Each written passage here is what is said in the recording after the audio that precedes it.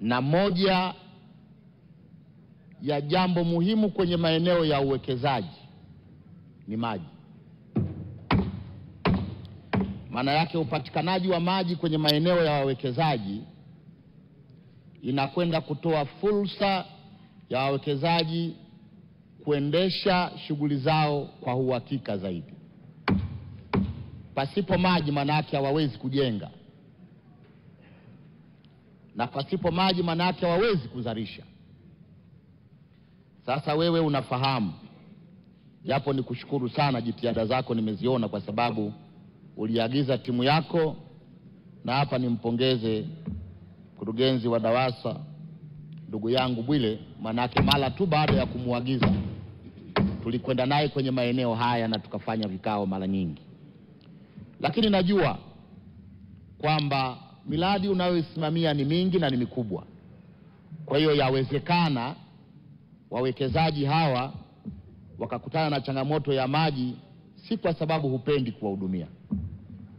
Sasa kwa sababu ya kugundua yote hayo na kuona na kufahamu uzalendo wako na namna ambavyo umejua kabisa ni namna gani unaona maji ni fursa kwa watu wanaotakiwa kuwekeza, nimeona nije na maombi maalum kwako.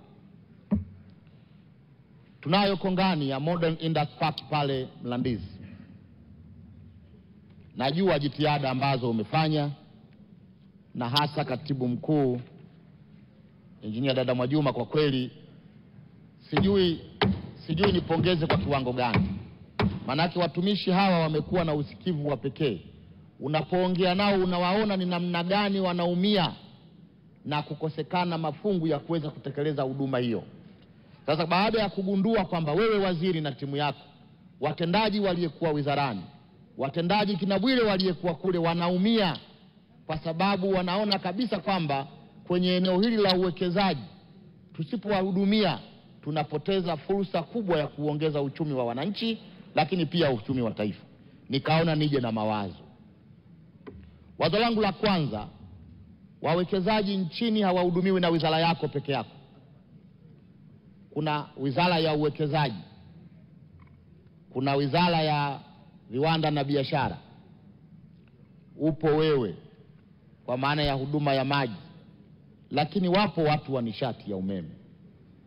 Sasa kutokana na changamoto wanayokutana nayo kwenye eneo hili la maji, mimi ningewashauri wizara tatu hizi tukae chini tuone namna ambavyo zile kongani za viwanda tunakwenda kuzihudumia. Ni imani yangu kwamba wizara yako ikapambana, ikachukulia swala hili la ukosekanaji wa maji kwenye hii industry ya Modern Industry Park, ikachukulia kama dharura ambayo ndugu yangu Ulega ameichukua ya barabara kukatika Lindi, alafu mkavamia pale katika ile industry.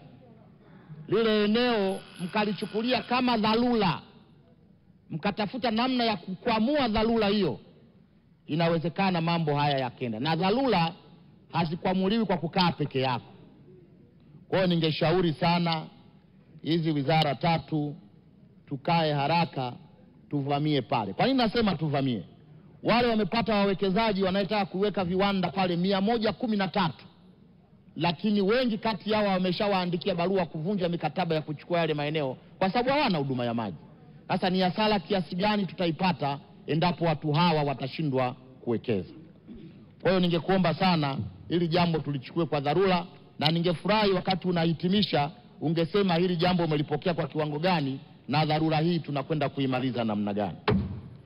Jambo la pili, ningependa kuzungumzia changamoto za upatikanaji wa maji ya matumizi ya kawaida kwenye makazi ya binadamu. Nafahamu pale Mlandizi ndio kwenye chanzo cha maji kinachokwenda Dar es Salaam. Naifahamu mikakati ya kuchimba bwawa hilo la Kidunda ambalo linataka lije likabiliane na changamoto ya maji mara baada ya maji yatakapokuwa yamepungua mto Ruvu. Nalo kwenye eneo hili ningeomba nitoe mawazo yangu na ushauri wangu kama ifuatavyo. Kidunda limechimbwa ili lilete maji katika njia ya mto Ruvu. Maana yake mto Ruvu ukipungua, maana yake mtayatoa kwenye bwawa la Kidunda, mtayatumbukiza kwenye njia ya mto Ruvu yafike kwenye hivyo vyanzo ambavyo vinapeleka Dar es Salaam na Pwani. Wasiwasi yangu Mto Ruvu kingo zake nyingi zimeharibika. Ukienda pale Kitomondo, mto umehama kwenye njia yake ya asili, umekwenda kwenye maeneo mengine ambayo maji yanamwagika ambayo hayafiki kwenye mitambo.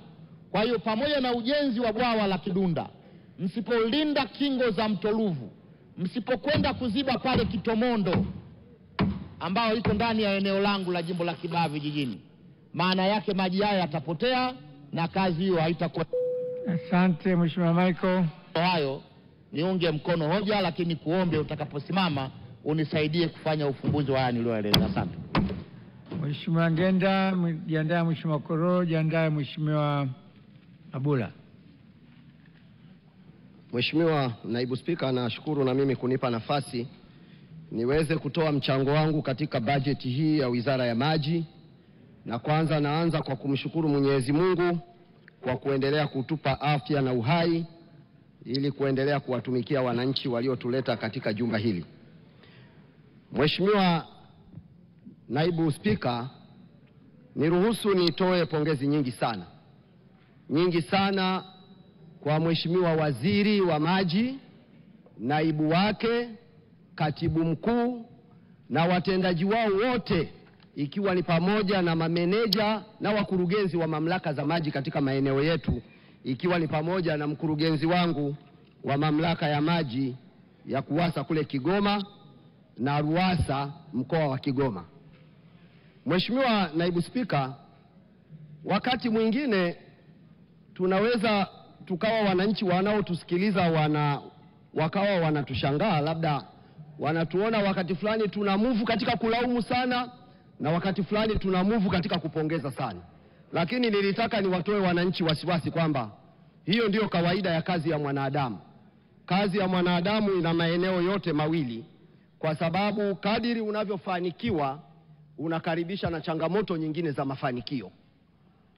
Leo tunapozungumza kwa mtu ambaye hajapata bahati ya kutembea katika nchi nyingine za Afrika, na hasa vijijini, sio makao makuu ya nchi, vijijini, anaweza asijue kazi kubwa ambayo imefanywa katika nchi yetu tofauti na nchi nyingine, na hata kumfanya rais wetu aonekane sasa ni championi katika masuala makubwa mawili, swala la maji na swala la nishati.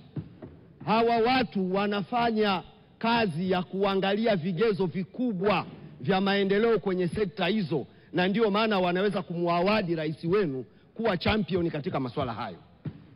Jambo moja ambalo unaweza ukaliona kwenye taarifa iliyosomwa hapa na Mheshimiwa Waziri, jumla ya miradi 2331 imekamilika ya maji. Hili si jambo dogo. Kati ya hiyo vijijini ni miradi 1965 na mijini ni miradi 366.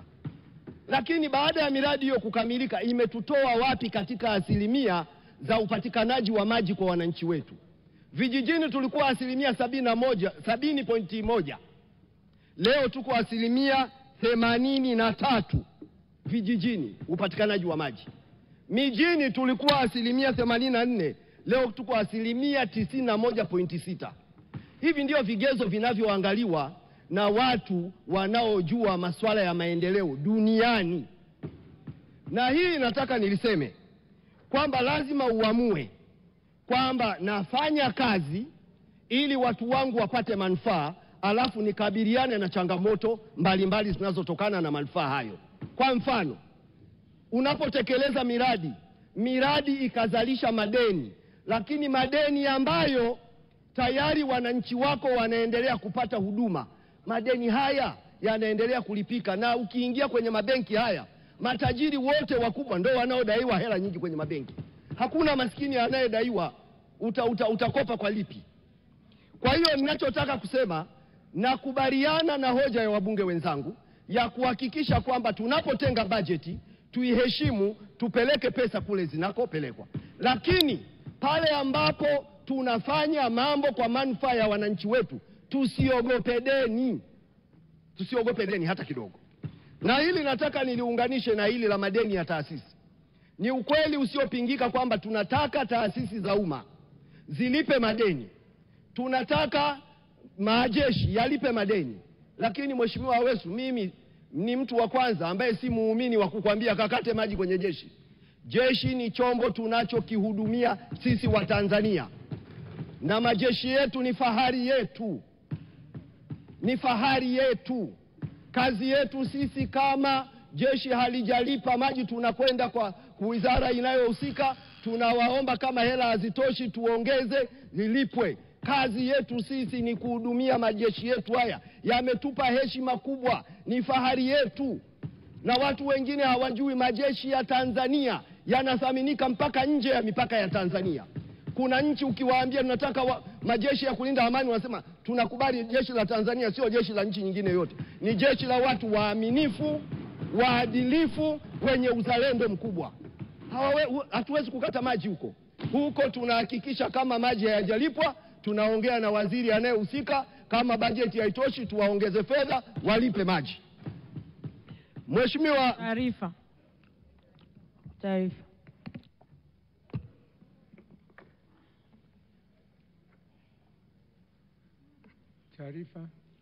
Mheshimiwa Naibu Spika, nilikuwa naomba kumuongezea taarifa Mheshimiwa Kilumbe Shaban Ng'enda kwa msisitizo huo huo na heshima hiyo hiyo aliyesema kwa umuhimu wa majeshi yetu. Tunaomba ndo heshima hiyo hiyo ichukuliwe kumwambia waziri mwenye dhamana wa fedha kwamba atoe pesa ili majeshi yetu yaweze kulipa hayo madeni, na asiendelee kutajwa hapa bungeni kwa ajili ya kuonekana kama si kitu kinafaa, kwa heshima ya majeshi yetu. Asante. Mheshimiwa wabunge, majeshi yetu hayakatui maji na nalipa maji kama kawaida. Asante sana Mheshimiwa Naibu Spika. Mheshimiwa, naomba nimalizie mchango wangu kwa kueleza kwamba maendeleo katika sekta hii ya maji ni makubwa sana, na ukitaka kujua sekta inaendelea, hata vijana wa Kitanzania sasa wanapata hamu ya kusoma katika chuo cha maji. Udahili katika kipindi kilichopita ulikuwa wa wanafunzi 2320, sasa umefika 4260, ongezeko la 84%, kwa sababu wanajua kwamba tukisoma tutakwenda kupata ajira katika sekta hii. Mheshimiwa Naibu Spika, naomba kuunga mkono hoja.